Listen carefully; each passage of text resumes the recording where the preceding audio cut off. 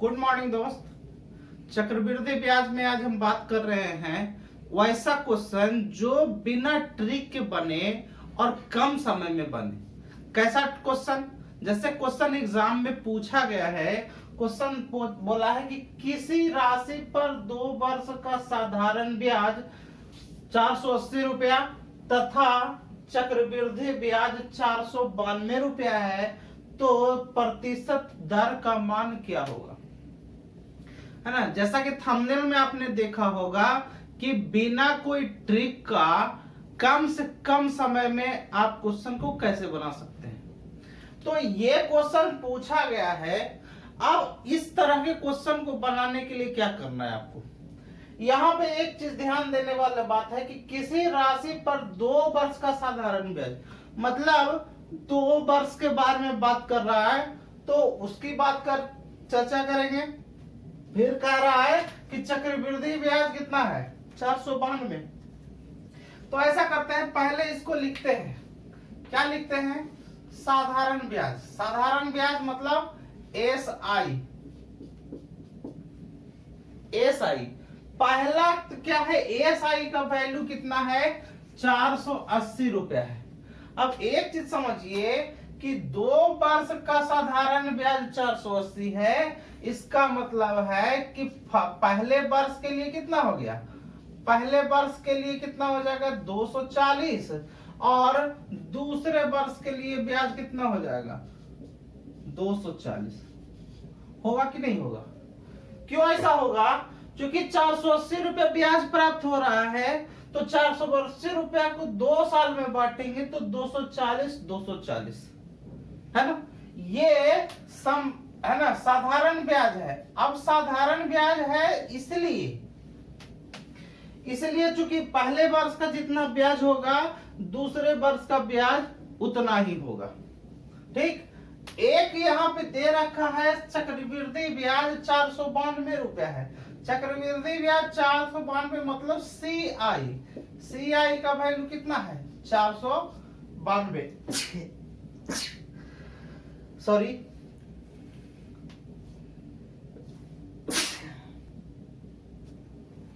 अब सीआई का मान 492। एक बात आप समझिए कि पहले वर्ष का साधारण ब्याज हो या पहले वर्ष का साधारण ब्याज हो या पहले वर्ष का चक्रवृद्धि ब्याज हो, दोनों आपस में क्या होता है? बराबर होता है। ठीक।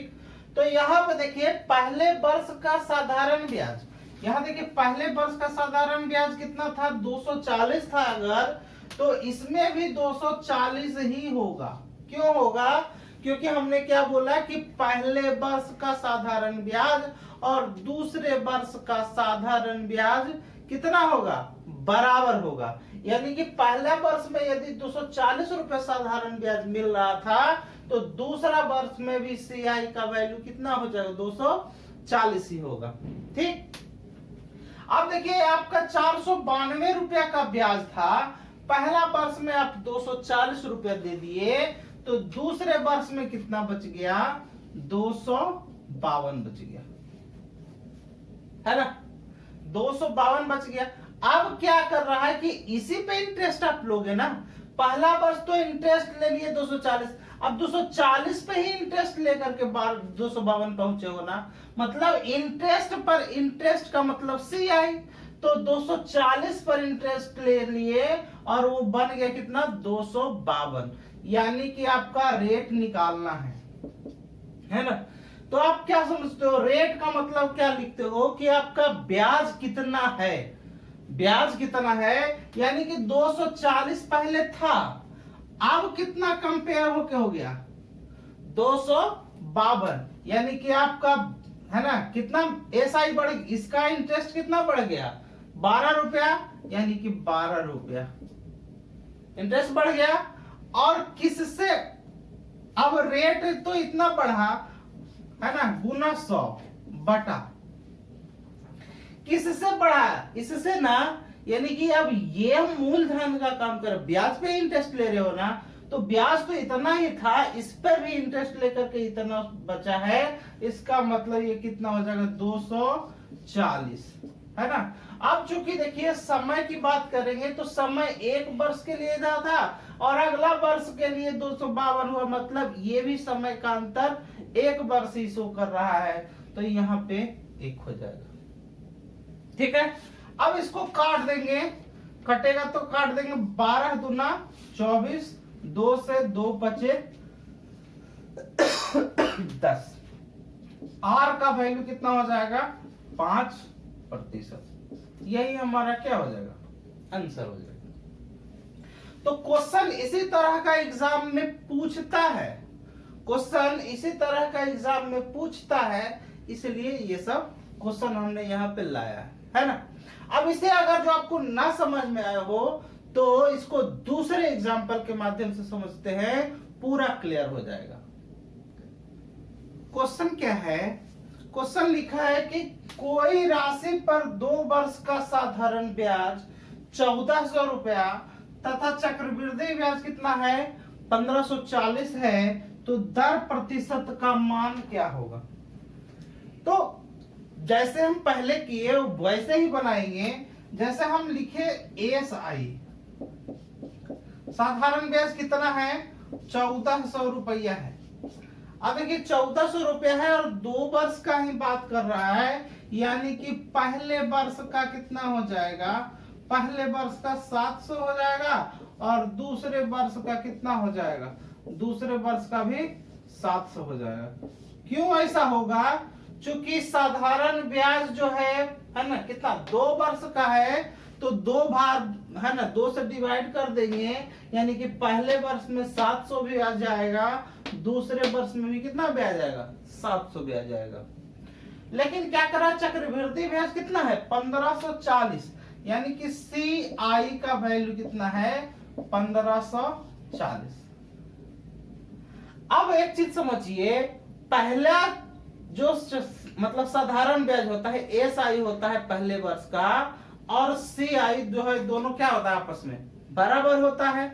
तो आप इसको पहले देखिए, यहाँ 700 था तो पहले वर्ष का साधारण ब्याज कितना, चक्रवृद्धि ब्याज कितना रहेगा 700 ही रहेगा, 700 रहेगा, क्योंकि साधारण ब्याज जितना रहेगा उतना ही चक्रवृद्धि ब्याज रहेगा। चक्रवृद्धि ब्याज का मतलब ये होता है कि ब्याज पर ब्याज, तो पहले साल का तो ब्याज जो है 700 तो 700 लगेगा ना, अब ब्याज पर ब्याज लेगा तो अगले साल से टेनओवर में बढ़ेगा। अब यहाँ देखिए टोटल 1540 है और 700 रुपया पहले वर्ष का ब्याज है, यानी दूसरे वर्ष का ब्याज कितना हो जाएगा 1540 में से 700 घटा देंगे तो कितना हो जाएगा 840, है ना। पूछा क्या है, आर का वैल्यू पूछा है, तो आर का वैल्यू निकालने के लिए क्या करेंगे, कितना बढ़ गया, यहां से यहां कितना चला गया 140 रुपया का वृद्धि हो गया, तो 140 गुना 100 और बटा किससे वृद्धि हुआ है, इससे ना 700 से वृद्धि हुआ है ना, इस पे आप इंटरेस्ट लिए हैं तो 700 और गुना 1 काट देंगे, 2 0 से 2 0, 7 से 7 गुना 14, आर का वैल्यू कितना हो जाएगा 20%, है ना। तो यही सब सवाल जो है क्वेश्चन कभी कभी एग्जाम में पूछ देता है। इसको ऐसा नहीं है कि किसी और तरीके से बनाएंगे, अब और बनाएंगे तरीका से तो जो है आपको लंबा बन जाएगा, है ना। इसीलिए ऐसे क्वेश्चन को मात्र 10 सेकंड में कर लेना है, ठीक है, ताकि जो समय बचेगा अगले क्वेश्चन में उसको बना, है ना, समय दे सके, ठीक है। तो आज के लिए सेशन के लिए इतना ही, मिलते हैं नेक्स्ट सेशन में, तब तक के लिए धन्यवाद।